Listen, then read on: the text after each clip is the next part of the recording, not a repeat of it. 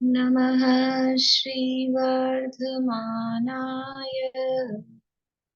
निर्धूतकलिलात्मने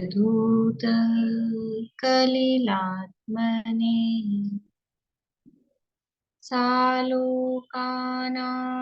त्रिलोकानां यद्विद्यातर्पणायते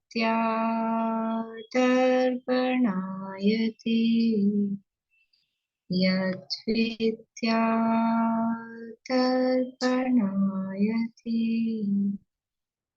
सकल पाप मल प्रक्षालक श्री वर्धमान को करुण नमन लोकालोक प्रकाशित करने जिनकी विद्या है दर्पण जिनकी विद्या है दर्पण। श्लोक पाठ करेंगे।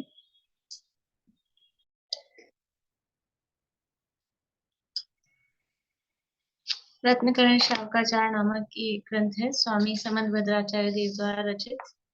इसके अंतर्गत तीसरा अणुव्रत अधिकार हमारा चल रहा है और उसमें सबसे पहले सम्यक चारित्र की आवश्यकता और सम्यक चारित्र किस लिए, क्यों धारण करना, किसको धारण करना, कब धारण करना, ये बात यहाँ सबसे पहले बताई।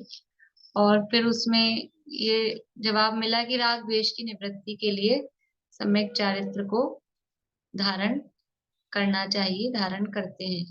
तो राग द्वेष की निवृत्ति क्यों जरूरी है? बाहर से पापों को छोड़ो, बस ये काम छोड़ो, तो राग द्वेष की निवृत्ति क्यों आवश्यक है? तो फिर दूसरे श्लोक में कहा कि राग द्वेष की निवृत्ति होने पर ही वो जो बाहर में हिंसादि की निवृत्ति है वो वास्तव में यथार्थ रूप से होती है। अगर अंदर में राग द्वेष नहीं गए, यानी कि भाव पाप, भाव हिंसा है ना, आत्मा में मोह राग द्वेष भावों की उत्पत्ति होना, वो भाव हिंसा है। और भाव झूठ, भाव चोरी, भाव कुशील, भाव परिग्रह, वो क्या है? वो भी सब यही है। आत्मा में ये मोह राग द्वेष भावों की उत्पत्ति हो रही है, वही भाव पाप है, हिंसा झूठ चोरी कुशील परिग्रह। तो अंदर में भाव उत्पन्न होते हैं, तो फिर बाहर में चाहे कर रहे हो चाहे नहीं कर रहे हो, वो यथार्थ नहीं है। वो यानी पापों का त्याग वो सच्चा नहीं है। अंदर में भाव पाप चल रहे हैं और बाहर में द्रव्य रूप में पाप नहीं भी हुआ तो भी वास्तव में वो पाप तो हो ही रहा है, क्योंकि भाव पाप ही वास्तव में असली पाप है। तो इसलिए यहाँ कहा कि राग द्वेष की निवृत्ति होने पर फिर वो जो हिंसा आदि की निवृत्ति है वो कृतार्थ होती है, वो पूरी होती है, वो यथार्थ रूप से होती है। क्योंकि बिना बात तो कोई कुछ काम करता नहीं है। जिसको कुछ चाहिए वो राजा की सेवा करता है। तो ये राग द्वेष की निवृत्ति क्यों कर रहे हैं हम? राग द्वेष की निवृत्ति चरणम प्रतिपद्यते साधु राग द्वेष निवृत्ति। राग द्वेष की निवृत्ति के लिए क्यों साधु पुरुष, सम्यक दर्शन ज्ञान संपन्न पुरुष अ, उसका पालन कर रहे हैं, चारित्र को धारण कर रहे हैं? क्योंकि राग द्वेष की निवृत्ति होने पर ही वो वास्तव में चारित्र हो पाएगा। हिंसादि से जो निवृत्ति है, हिंसादि का त्याग, वो यथार्थ रूप से हो पाएगा। इसलिए यहाँ पर ये बात कही। कुछ बोलना है आशान, की आपको कुछ पूछना है?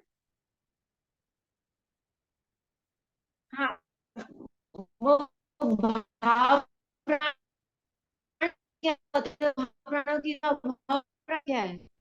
क्रिया दिल दुखना। आपकी आवाज बिल्कुल अच्छे से नहीं आ रही। आप वीडियो बंद करके, आवाज आ रही? कट कट के आ रही है, कुछ समझ नहीं आ रहा लेकिन। आवाज नहीं आ रही? अब आ रही है, थोड़ा बोलिए फिर से। भाव भाव प्राण, भाव प्राण क्या है फिर? नहीं आ रही। भाव प्राण क्या है? जो चैतन्य प्राण है ना, जीव के चैतन्य प्राण, वो भाव प्राण है। चैतन्य प्राण वो भाव प्राण है। और ये जो पांच इंद्रियां, मन वचन काय आयु और श्वासोच्छ्वास, ये द्रव्य प्राण है। और चैतन्य प्राण है वो भाव प्राण है। तो भाव प्राणों का घात तो वास्तव में होता नहीं है खुद के तो। और दूसरों के भाव प्राणों का घात करना ऐसा कहते हैं, तो वो भाव प्राणों का मतलब है फिर उसको, उसका दिल दुखाना, उसके अंदर मोह राग द्वेष परिणाम उत्पन्न होना। क्योंकि इंद्रियां नहीं घाती दूसरे की, आयु भी नहीं छेदी, श्वासोच्छ्वास का निरोध भी नहीं किया, लेकिन उसका दिल दुखा, तो फिर ये क्या घात किया कि उसके भाव प्राणों का घात किया। तो उसके जो उपयोग था वो उपयोग भ्रष्ट हुआ ना, चैतन्य मतलब उपयोग। तो उसका जो ज्ञान दर्शन का व्यापार था वो उधर आर्त ध्यान की तरफ चला गया, उसको हुआ, तो वो भाव प्राणों का घात कहलाएगा। देखिए ये अपने कल अपन ने ये भाव पढ़ा था, एक बार फिर से इस भावार्थ को पढ़ते हैं।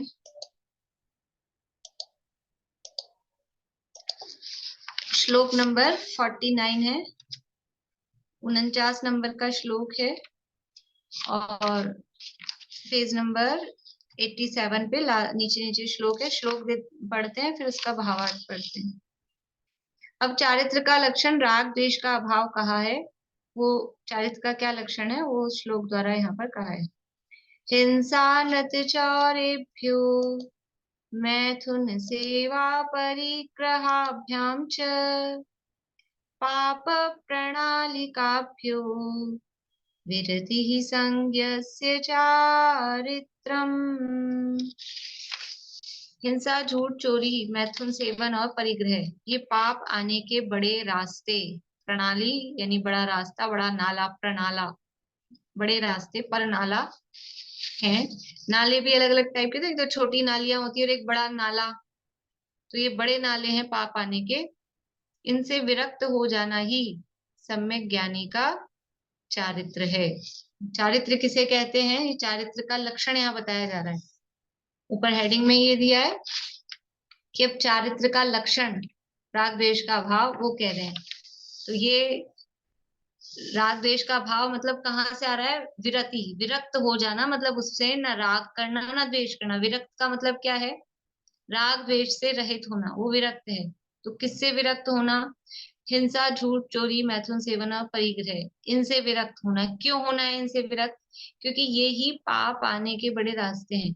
ये पाप आने के रास्ते क्या, इन्हीं को पाप कहते हैं, हम तो इन्हीं को ही पाप कहते हैं, और ये पाप हैं, और पाप ही, इनके माध्यम से ही पाप होता है, इसलिए इनसे विरक्त हो जाना ही सम्यक ज्ञानी का चारित्र है।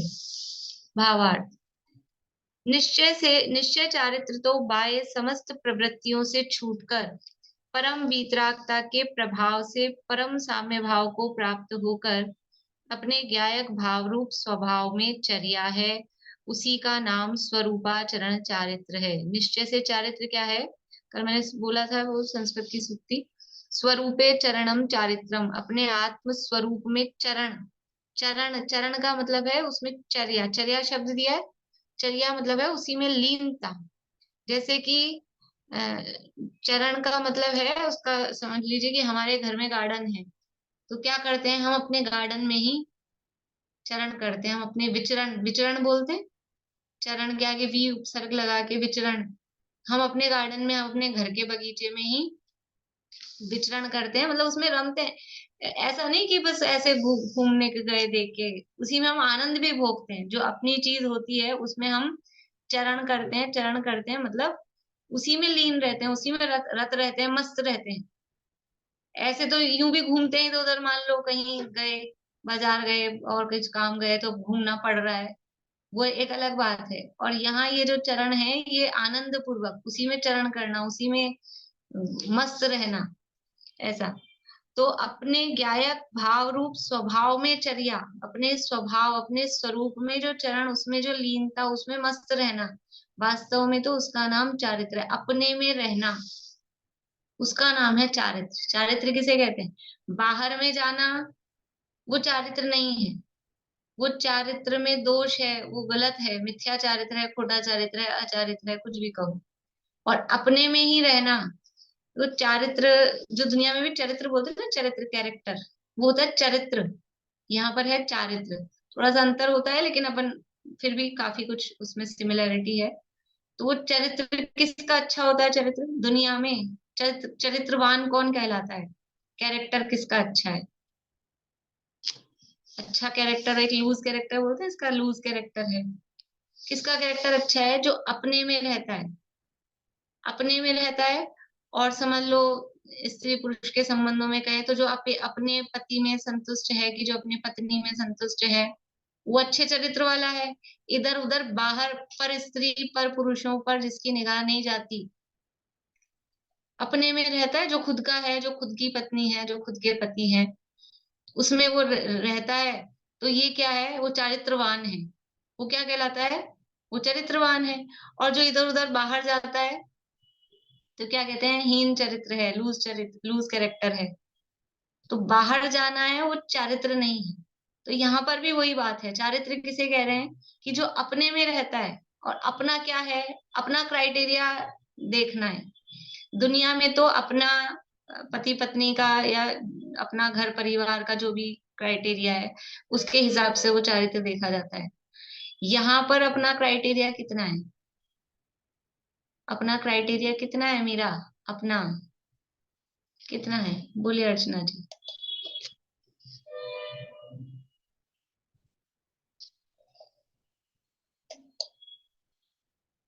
अपना जो स्वचतुष्ट है, अपना जो स्वक्षेत्र है, उतना ही वो अपना।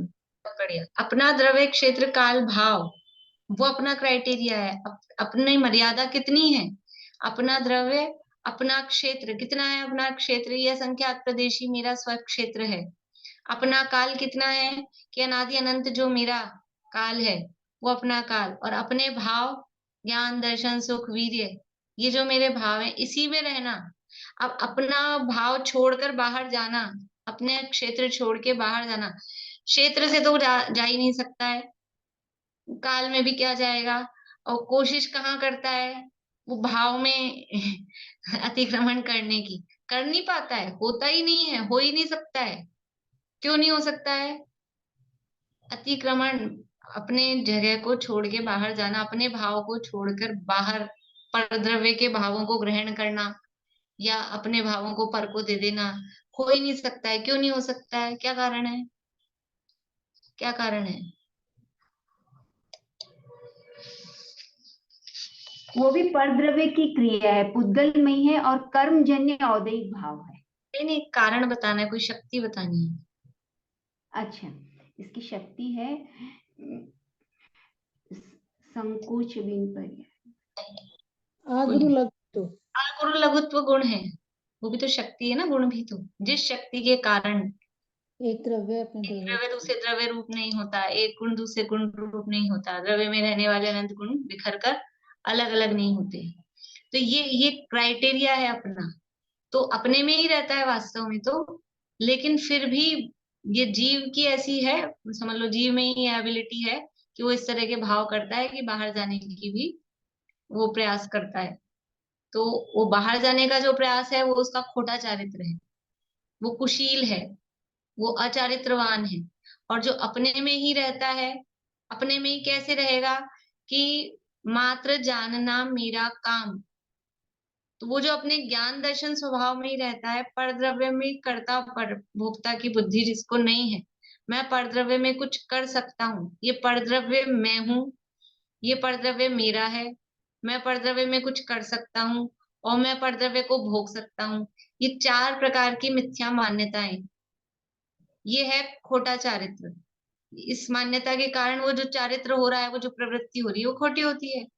और ये मान्यता सुधर जाए कि परद्रव्य मेरा नहीं, मैं परद्रव्य नहीं, परद्रव्य मेरा नहीं, मैं परद्रव्य का कर्ता नहीं, और मैं परद्रव्य का भोक्ता नहीं। तो ये जब मान्यता सुधरती है, तो फिर क्या करेगा, अपने में रहेगा, मात्र जानना मेरा काम, अपने ज्ञाता दृष्टा स्वभाव में जीव रहता है। तो अपने स्वरूप में जो चर्या है, अपने स्वरूप में जो रमणता है, अपने स्वरूप में जो लीनता है, उसका नाम है स्वरूपाचरण। अपने आत्म स्वरूप में रहना, करना न धरना। करना धरना है क्या कुछ, करना न धरना, करना धरना अपना काम नहीं है। मगन रहना, मात्र जानना मेरा काम। जानने के अलावा कर क्या सकता है, ये करे क्या, जानने के अलावा कर क्या सकते हैं। जो कुछ भी हो रहा है, और जो जो कुछ हमने किया, हम ये जो मान रहे हैं कि हमने जो जो किया आज, तो हम देखें जरा कि हमने उसमें क्या किया, जानने के अलावा क्या किया। जानने के अलावा कुछ नहीं कर सकता है जी। तो ऐसा जो अपने, ये अपने ज्ञान स्वरूप में जो रहे, वो है अपने स्वरूप में लीनता। तो निश्चय चारित्र क्या है? अपने ज्ञायक भाव रूप स्वभाव में चर्या, उसका नाम स्वरूपाचरण चारित्र है। और है कैसा वो? बाह्य समस्त प्रवृत्तियों से छूटकर परम वीतरागता के प्रभाव से परम साम्य भाव को प्राप्त होकर, जब बाहरी प्रवृत्तियां छूटेगी, कैसे छूटेगी? कि ये जो बुद्धि है ना, ये जो दिमाग जो चल रहा है इधर उधर फेर फार का, परद्रव्य को में करने धरने का, वो छूटेगा, वो वहां से प्रवृत्तियां छूटेगी। तो ये वीतरागता अंदर उत्पन्न होती है, उसके प्रभाव से परम साम्य भाव को प्राप्त होकर परम समता भाव, राग द्वेष से रहित, मोह खोह विहीनो परिणामो अपनो समो, मोह और क्षोभ से रहित, राग द्वेष मोह राग द्वेष से रहित जो आत्मा का परिणाम है, उसका नाम साम्य है, उसका नाम समता भाव है। तो जब राग द्वेष कब होते हैं और कब नहीं होंगे? क्यों होते हैं राग द्वेष? राग द्वेष उत्पन्न क्यों होते हैं? सबको इसके जवाब आना चाहिए। हमको ऐसे बैठे बैठे से लोग दिखते हैं ना, क्यों उत्पन्न होते हैं राग द्वेष? बोलिए आशा आंटी। पर को अपना मानना, सब में ममत्व बुद्धि करना और देश बुद्धि रखना। और ममत्व है तो देश भी होगा ही होगा पक्का से, सब में मिथ्यात्व है सबसे बड़ी चीज तो, कि पराई चीज को अपनी मानना, जो अपना नहीं है उसको अपना मानना। वो वही कारण है, मिथ्यात्व के कारण जब पर पदार्थ इष्ट और अनिष्ट भाषित होते हैं, तो वहां शब्द क्या दिया है? तो कषाय उत्पन्न होती है। कषाय का ही तो दूसरा नाम राग द्वेष है, राग द्वेष का ही तो दूसरा नाम कषाय है। क्यों उत्पन्न हो रहे हैं? मिथ्यात्व के कारण। और मिथ्यात्व के कारण क्या हो रहा है? जब पर पदार्थ इष्ट और अनिष्ट, ये अच्छा है और ये बुरा है, ये मेरा है, ये अच्छा है, ये बुरा है, तीन ही काम होते हैं हमसे, और कोई काम करते नहीं है। जानना देखना तो करते नहीं है। या तो ये मेरा है, या ये अच्छा है, या ये बुरा है। कोई भी वस्तु होती है उसमें ये वैसे तीन बुद्धियां, ये तीन विकल्प चलाते रहते हैं। या तो अपना है, अपना नहीं है, तो फिर अच्छा और बुरा, अच्छा और बुरा। ये मिथ्यात्व के कारण ये होता है। तो जब ये मिथ्यात्व छूट जाता है तो परम समता भाव उसमें उत्पन्न होता है, फिर राग द्वेष उत्पन्न नहीं होते। राग द्वेष उत्पन्न होते तो दिखते हैं हमको मिथ्यात्व का अभाव होने के बाद भी, सम्यक दृष्टियों के भी। ये वो सम्यक दृष्टियों के जो राग द्वेष दिख रहे हैं ना, वो ऐसा है कि पंखा चालू था, अब उसका स्विच बंद कर दिया, स्विच बंद करने के बाद भी पंखा चलता हुआ दिखता है कि नहीं दिखता है? स्विच बंद करने के बाद भी पंखा चलता है, लेकिन अब वो जो चल रहा है, वो चलने के लिए चल रहा है कि रुकने के लिए चल रहा है? वो रुकने के लिए चल रहा है। दिखता तो है चल रहा है। ऐसे ही सम्यक दृष्टि के भी राग द्वेष दिखते तो हैं, लेकिन वो राग द्वेष के लिए राग द्वेष नहीं है, वो सब रुकने के लिए हो रहे हैं। उसका जो स्विच था मिथ्यात्व, वो स्विच बंद हो चुका है। थोड़ी देर चलते हुए दिखेंगे, एकदम से नहीं होगा, वो दिखेंगे, हो जाएगा। निश्चय चारित्र तो बाह्य समस्त प्रवृत्तियों से छूटकर परम वीतरागता के प्रभाव से परम साम्य भाव को प्राप्त होकर अपने ज्ञायक भाव रूप स्वभाव में चर्या है, उसी का नाम स्वरूपाचरण चारित्र है। स्वरूप में आचरण करना, अपने आत्म स्वरूप में आचरण मतलब उसी में लीन रहना, आचरण उसी में विचरण करना, उसी में मगन रहना, उसी में खुश रहना, उसी में प्रसन्न रहना। इस आत्म में ही रत रहो, संतुष्ट नित इसमें रहो, बस तृप्त भी इसमें रहो, तो परम सुख को प्राप्त हो। समय सार में गाथा है, निज आत्मा में रत रहो, संतुष्ट निज इसमें रहो, बस तृप्त भी इसमें रहो, तो क्या होगा? परम सुख को प्राप्त हो। एक वो पूजन है, निर्वाण क्षेत्र पूजन है बड़े पंडित जी साहब की, उसमें है नैवेद्य का छंद है। वो पूरे पूरे शब्द तो वैसे पता नहीं, बोल नहीं पाऊंगी। भोगों यानी भोगों को भोगने से नहीं नहीं तृप्ति होती है, भोगों से, भोगों के त्याग से तृप्ति होती है। मैं भाव बता देती हूँ, शब्द नहीं आ पा रहे हैं। उसका भाव यह है, भोगों को भोगने से तृप्ति नहीं होती, वो भोगों को नहीं भोगने से तृप्ति होती है। भोग भोग कर कौन तृप्त हुआ है? भोग भोग कर कोई तृप्त नहीं होता, भोगों से तृप्ति नहीं होती है। तो वो तृप्ति कहाँ है? अपने आत्म स्वभाव में ही, वास्तव में आत्मा में लीनता करने से ही तृप्ति होती है। तो अपने आत्म स्वरूप में चरण करना, वही स्वरूपाचरण चारित्र। निकाल रहे हैं क्या निशांटी आप? निर्वाण क्षेत्र पूजन है।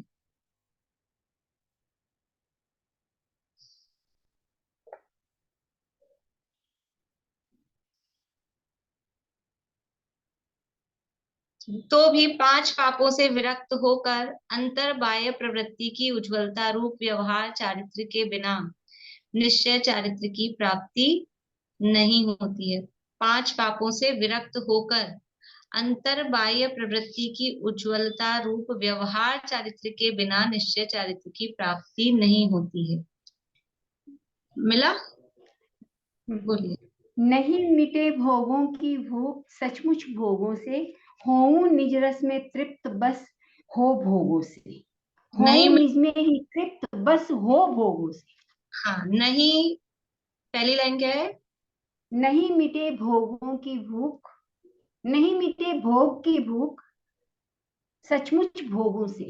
नहीं मिटे भोग की भूख सचमुच भोगों से, यानी भोगों को भोग भोग कर वो भोग की भूख नहीं मिटती है। हमको जो भी भोग भोगने की इच्छा हो रही है ना, खाने की, पीने की, पहनने की, ओढ़ने की, घूमने की, फिरने की, वो सारे काम कर लेते हैं तो क्या मिट जाती है क्या वो? रसगुल्ला खाने की इच्छा हुई, रसगुल्ले खा लिए, अब खत्म हो गई वो इच्छा? नहीं मिटती। जितना करते हैं ना, जितना वो भोगों को भोगते हैं, उतनी ही वो इच्छाएं बढ़ती है। तृष्णा नागिन त्यों त्यों डंके, लहर जहर की आवी, उतनी ही बढ़ती है। इसलिए अब बस हो भोगों से और निज में तृप्ति मिलती है। वास्तव में तृप्ति कहाँ है? निज के आश्रय से। जैसे जैसे हम सारी दुनिया में घुमाए डोलाए, बाहर होटलों में खाए आए, इधर उधर शादी ब्याह में जी आए, फिर क्या बोलते हैं?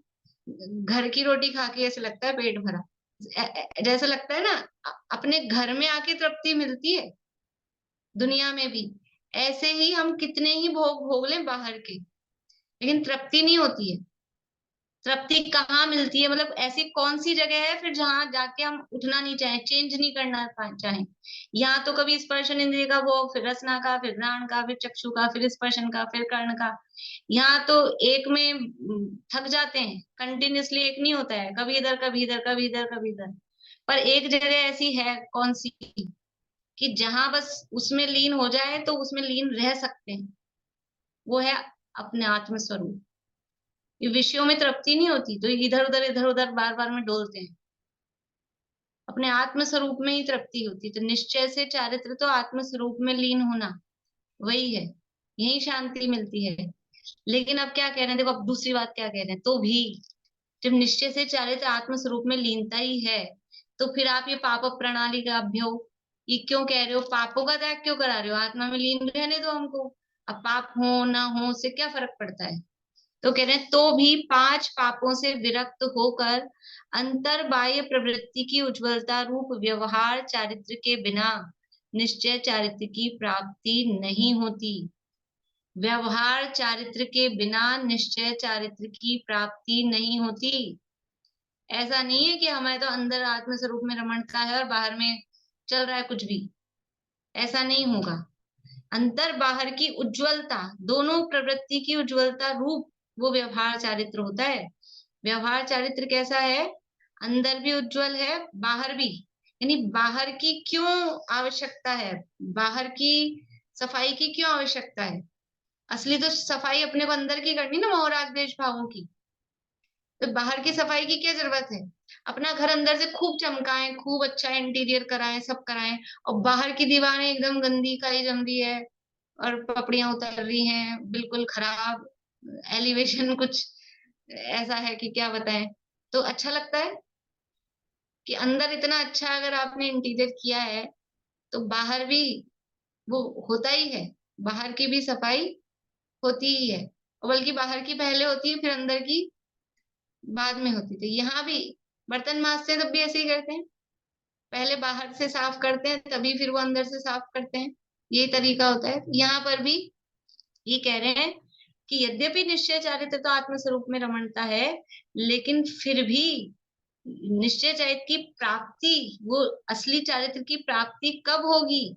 कि जब वो बाहर की भी प्रवृत्ति हमारी सही होगी। तो पापों से विरक्त होकर अंतर बाह्य प्रवृत्ति की उज्ज्वलता रूप व्यवहार चारित्र के बिना। अकेला व्यवहार चारित्र नहीं लिखा है कि खाली पापों से विरक्ति कर लो और आपको निश्चय चारित्र हो जाएगा। पाप छोड़ दो, बाहर में दूसरों को मारना, सताना, झूठ बोलना, चोरी करना, ये छोड़ दिया तो अंदर आत्म स्वरूप में रमणता हो जाएगी। ऐसा नहीं कह रहे। क्या कह रहे हैं कि बाहर में ये भी छोड़ा और अंदर भी अपना उज्जवल किया। अंदर में वो जो पापों के भाव आ रहे थे ना, वो भाव भी छूटे। खाली पाप छोड़ने से पाप नहीं छूटते हैं। असली पाप कब छूटेगा कि वो पाप करने के जो भाव अंदर उत्पन्न हो रहे थे वो भाव उत्पन्न नहीं होंगे तो वास्तव में वो बाहर से छूटेगा। तो बाहर से भी छोड़ना और अंदर वो भाव भी उत्पन्न ना हो, ये अंदर बाहर प्रवृत्ति की उज्ज्वलता। इसका नाम है व्यवहार चारित्र। ये तो है व्यवहार चारित्र। और जो आत्म स्वरूप में रमणता है वो क्या है? वो है निश्चय चारित्र। तो बाहर में वो पाप छूटे, अंदर में पाप का भाव छूटे, ये दोनों जब हो तो अंदर में आत्म स्वरूप में रमणता रूप वो निश्चय चारित्र यथार्थ रूप से होता है, सच्चा होता है, तब उसकी प्राप्ति होती है। तो 5 पापों से विरक्त होकर अंतर बाह्य प्रवृत्ति की उज्ज्वलता रूप व्यवहार चारित्र के बिना निश्चय चारित्र की प्राप्ति नहीं होती है। इसलिए हिंसादि 5 पापों का त्याग करना ही श्रेष्ठ है। इसलिए इन 5 पापों का त्याग करना ही श्रेष्ठ है। और इसीलिए कहा 5 पापों का त्याग करना ही चारित्र है। जैसे अपनी वो परिभाषा है, आश्रव किसे कहते हैं? आश्रव की परिभाषा क्या दी है तत्वार्थ सूत्र में? अरे छठे अध्याय का पहला दूसरा सूत्र है, बोलिए दीपिका जी। काय वांग मन है कर्म योग है से आश्रय। काय वांग मन है कर्म योग है ऐसा आश्रव है। किसे का आश्रव? मन वचन काय की क्रिया ही योग है और वही आश्रव है। यानी मन वचन का अपन अर्थ क्या करते हैं, उसका सिंपल सा अर्थ कि मन वचन काय को योग कहते हैं। तो मन वचन काय योग है क्या? मन वचन काय की क्रिया योग है क्या? कि मन वचन काय की क्रिया वास्तव में योग नहीं है। मन वचन काय की क्रिया के निमित्त से आत्मा के प्रदेशों में जो परिस्पंदन होता है वो परिस्पंदन योग है। इसलिए मन वचन काय को भी योग कह देते हैं। ऐसे ही पापों का त्याग चारित्र है क्या? कि वास्तव में पापों का त्याग चारित्र नहीं है, लेकिन जब बाहर में पापों का त्याग होता है तो वो पापों का त्याग हमारे अंदर बाहर की उज्ज्वलता से और अंदर निश्चय चारित्र की प्राप्ति में वो सहायक बनता है। आत्म स्वरूप में रमणता में वो सहायक होता है, तभी आत्म स्वरूप में रमणता हो सकती है। बाहर में जिसके पाप चल रहे हैं मोटे मोटे, उसके आत्मलीनता हो सकती है क्या? नहीं हो सकती है। तो बाहर में पापों का त्याग होने पर ही अंदर आत्म स्वरूप में रमणता रूप स्वरूपे चरणम चारित्रम तब वो हो सकता है। इसलिए पापों का त्याग ही चारित्र है। 5 पापों का त्याग करना ही चारित्र है, ऐसा यहाँ पर ये कहा है। और ये कहा है वो निरर्थक नहीं है। पुरुषार्थ सिद्धि उपाय में श्लोक दिया, वहां पे परिभाषा दी हिंसा हिंसा की। अप्रादुर्भाव खल रागादि नाम भवत्ते हिंसेति तेषामेव उत्पत्ति हिंसेति जिनागमस्य संक्षेपः। आत्मा में मोह राग द्वेष भावों की उत्पत्ति नहीं होना ही अहिंसा है और आत्मा में मोह राग द्वेष भावों की उत्पत्ति होना ही हिंसा है। यही जिनागम का सार है। पूरे जिनागम का द्वादशांग का सार बता दिया 2 लाइन में कि हिंसा क्या है और अहिंसा क्या है। ये है कि राग द्वेष मोह भावों की उत्पत्ति हो रही है, ये हिंसा है, और इनकी उत्पत्ति नहीं हो रही है, ये अहिंसा है। तो जब ये हिंसा अहिंसा है तो फिर बाहर में आप त्याग व्याग क्यों कराते हो?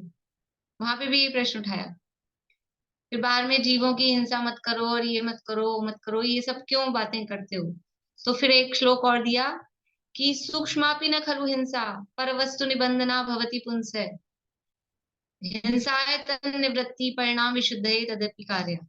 क्या कह रहे हैं कि यद्यपि सूक्ष्मापि न खलु हिंसा पर वस्तु निबंधना भवति पुंसः। पुंसः यानी इस जीव को, आत्मा को पर वस्तु निबंधना, पर वस्तु के कारण सूक्ष्म भी जरा सी भी हिंसा नहीं होती है। पर पदार्थ के कारण हिंसा का पाप हमको लग रहा हो, वास्तव में नहीं होता है। क्योंकि हिंसा तो कैसे हो रही है? आत्मा में मोह राग द्वेष भावों की उत्पत्ति होने से हिंसा हो रही है।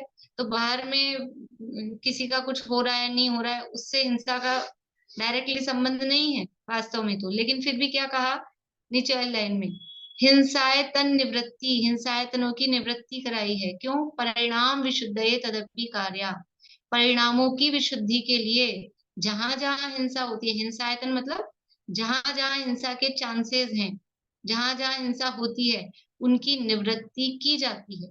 यद्यपि पर पदार्थ के कारण हिंसा नहीं होती है, हिंसा तो आत्मा में मोह राग द्वेष भावों की उत्पत्ति होने से ही हो रही है, लेकिन फिर भी अपने परिणामों की विशुद्धि के लिए जो हिंसा के स्थान हैं, उनकी निवृत्ति तदपि कार्य, कार्य मतलब करना चाहिए, उनकी निवृत्ति करनी चाहिए, उनकी निवृत्ति के लिए उपदेश दिया गया है। देखो, भाव तो अपने को विशुद्ध करने हैं, है ना? भाव विशुद्ध करने हैं तो मंदिर में बैठ के करो कि घर में बैठ के करो, कहीं भी करो। हम तो यहीं बैठ के और पूजन बोल लें, पाठ बोल लें और सब कर लें, यहीं ध्यान कर लें, तो मंदिर जाने की क्या जरूरत है? मंदिर जाने की जरूरत है? कोई जरूरत नहीं है। लग जाता है वैसा उपयोग।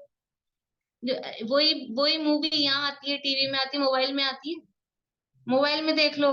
तो ये सारे टॉकीज बंद हो जाने चाहिए, पिक्चर हॉल क्यों चल रहे हैं? क्यों चलते हैं? क्यों जाते हैं मूवी देखने हॉल में? ये इसमें क्या मजा आता है? यहाँ कोई उपयोग भी नहीं लगता। नहीं, घर में हमने बड़ा वो लगा रखा है, होम थिएटर, वहां देख लेंगे। नहीं, लेकिन वहां जो बनते हैं ना परिणाम, वहां जो मजा आता है हॉल में, वहां जो साउंड आता है, वहां जो मजा आता है, वो यहाँ स्टेडियम में क्यों जाते हैं मैच देखने? घर में टीवी में आ रहा है ना, तो क्यों भरता है स्टेडियम इतने इतने महंगे महंगे टिकट लेके? कि साहब वहां का जो मजा है वो वहीं का है। ऐसे ही, ऐसे ही घर हमको परिणाम विशुद्ध करने हैं, लेकिन वो परिणाम, वो आयतन, ये घर है वो समझ लो पापों का आयतन है, मंदिर है वो परिणाम विशुद्ध होने का आयतन, स्थान, आयतन मतलब स्थान है। तो मंदिर में जो परिणामों में विशुद्धि होती है, वो घर में नहीं हो सकती, नहीं होती है। अभी कोरोना में मजबूरी थी, अभी कोई मजबूरी नहीं किसी की। मंदिर में जो परिणाम होते, क्यों यात्रा क्यों जाते हैं? हर जगह से जीव सिद्ध हुए हैं, यहाँ से भी जहाँ हम बैठे हैं पूरे 2.5 द्वीप सिद्ध क्षेत्र है, फिर क्यों समय शिखर जी जा रहे हैं? छुट्टियां आ रही है तो लोग जा रहे हैं कहीं कहीं, तो क्यों समय शिखर जी जाना, गिरनार जी जाना, चंपापुर, पावापुर, सोनागिरी, इधर उधर क्यों जाना? ये परिणाम विशेष विशुद्ध होते हैं। तो जैसे वहां की जाती है, वैसे ही यद्यपि हिंसा है आत्मा में मोह राग द्वेष भावों की उत्पत्ति होना, लेकिन फिर भी जिन जिन कामों में वो हिंसा मतलब होती है बाहर में, तो हमारे परिणाम खराब होते हैं। तो परिणाम विशुद्धि के लिए जो हिंसा के स्थान हैं, ऐसे स्थानों को भी छोड़ देना चाहिए। अच्छा बताओ, हम ऐसे हमारे पास कहीं जाना है, हमको अभी जयपुर में समझ लो सिटी जाना है, शहर, तो 2 रास्ते हैं। एक तो अपन इधर से चले जाओ, जयपुर वाले तो समझ ही जाएंगे, मैं बता दूंगी और लोगों को भी थोड़ा बहुत आइडिया, कि एक इधर से गए हम जेएलएन मार्ग से, साफ सुथरा रास्ता है, और हमको जाना है समझ लो सांगानेरी गेट। तो एक तो जेएलएन मार्ग से गए और एक मोती डूंगरी रोड से गए। अब वो मोती डूंगरी रोड है, वो पाकिस्तान टाइप का एरिया है, अब तो समझ गए ना लोग। और दूसरा रास्ता वो सीधा साधा है। तो हम क्यों नहीं पसंद करते हैं मोती डूंगरी रोड से जाना? कि नहीं वहां ये वो ऐसे ऐसा दिखता है, तो क्या दिक्कत है? तुम दिखता है तो क्यों, अपने भाव सही रखो, अपने भाव सही रखो ना, वहां दिखता है जो दिखने दो। कि नहीं, हमारे परिणाम खराब हो जाते हैं वहां, वो जो कुछ दिखता है ना हमको, पाकिस्तान जैसा एरिया समझ रहे हैं ना आप लोग, तो हमको कुछ कुछ अगर ऐसा वैसा दिखता है तो क्या होता है? हमारे परिणाम खराब होते हैं। हमारे परिणाम खराब होते हैं तो हम कौन सा रास्ते, भले ही लंबा पड़ रहा हो तो भी हम कौन सा रास्ता चुनते हैं? ये साफ सुथरा है। तो परिणामों की विशुद्धि के लिए हम अपना रास्ता बदलते हैं। ऐसे ही यहाँ पे भी ये क्यों हिंसा के आयतनों की, क्यों पापों को छुड़ाने की बात क्यों कर रहे हैं बाहर में, कि जीवों की रक्षा करो, ये करो वो करो, क्यों कर रहे हैं? परिणामों की विशुद्धि के लिए। परिणाम विशुद्ध तभी, यद्यपि करना अपने को ही है, लेकिन फिर भी वो बाहर में वो इस आयतन होते हैं, तो परिणाम बिगड़े बिना रहते नहीं है। अभी भूमिका ऐसी है, अभी हम कोई मुनिराज नहीं हुए हैं, भगवान नहीं हुए हैं। भगवान को तो सब दिखता है, उनको तो मोती डूंगरी रोड भी दिखती होगी कि नहीं केवल ज्ञान में? और वो तो क्या चीज है, बूचड़ खाने ही दिखते होंगे सारे, तो उसमें तो क्या चीज है? सब दिखता है। पर अब वहां वो राग द्वेष नहीं है, तो इसलिए फर्क नहीं पड़ता। पर हम तो रागी द्वेषी है ना, हमारे परिणाम बिगड़ते हैं। तो हम बुद्धि पूर्वक ऐसे स्थानों से, ऐसी जगहों से, ऐसे कामों से बचते हैं, बचना चाहिए जिसमें हमारे परिणाम खराब होते हों, जहाँ अधिक मोह राग द्वेष उत्पन्न होते हों, बुद्धि पूर्वक उनसे निवृत्ति करना चाहिए, ये यहाँ पर कह रहे हैं। देखिए एक बार फिर से पढ़ लेते हैं। निश्चय चारित्र तो बाह्य समस्त प्रवृत्तियों से छूटकर परम वीतरागता के प्रभाव से परम साम्य भाव को प्राप्त होकर अपने ज्ञायक भाव रूप स्वरूप स्वभाव में चर्या है, उसी का नाम स्वरूपाचरण चारित्र है। तो भी 5 पापों से विरक्त होकर अंतर बाह्य प्रवृत्ति की उज्ज्वलता रूप व्यवहार चारित्र के बिना निश्चय चारित्र की प्राप्ति नहीं होती है। इसलिए हिंसादि 5 पापों का त्याग करना ही श्रेष्ठ है। अच्छा बताओ, पहले निश्चय चारित्र की प्राप्ति होगी कि पहले बाहर में पापों का त्याग होगा? क्या होगा पहले? निश्चय चारित्र की प्राप्ति पहले होगी कि पापों का त्याग पहले होगा?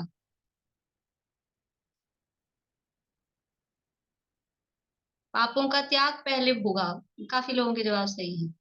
पहले पापों का त्याग होगा, पहले बाहर की सफाई होगी तब अंदर की सफाई होगी।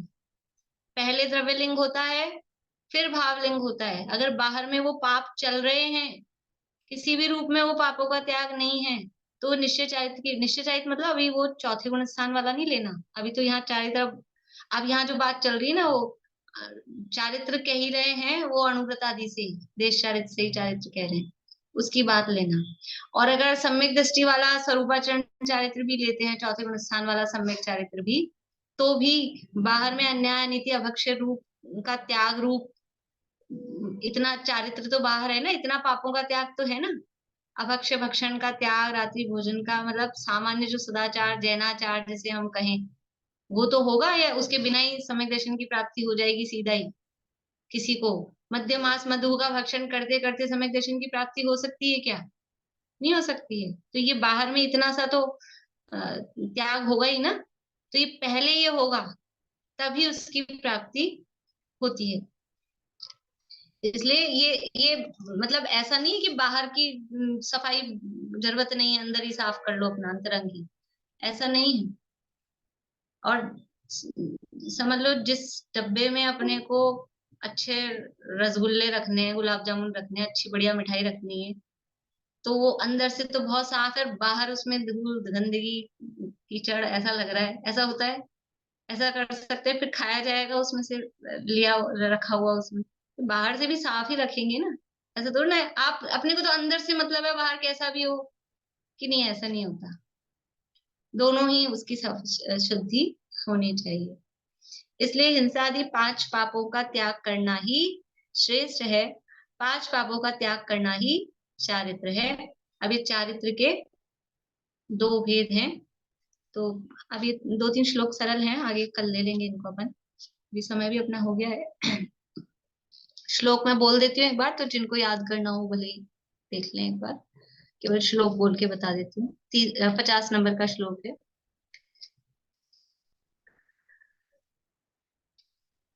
पीछे बोलेंगे कम, सुमन जी आप बोलिएगा पीछे। सकलम विकलम चरणम, सकलं विकलं चरणं तत्सकलम सर्वसंग विरतानाम, तत् सकलं सर्वसंगविरतानाम् अनगाराणाम विकलम, अनगाराणां विकलम् सागाराणाम ससंगानाम, सागाराणां ससंगानाम् सकलम विकलम चरणम, तत्सकलम सर्वसंग विरतानाम, अनगाराणाम विकलम सागाराणाम ससंगानाम। सकलं विकलं चरणं तत्सकलं सर्वसंगविरतानाम् अनगाराणां विकलं सागाराणां ससंगानाम्। इसका अर्थ और सब कल करेंगे अपन, अभी यहीं की बात करते हैं। जी।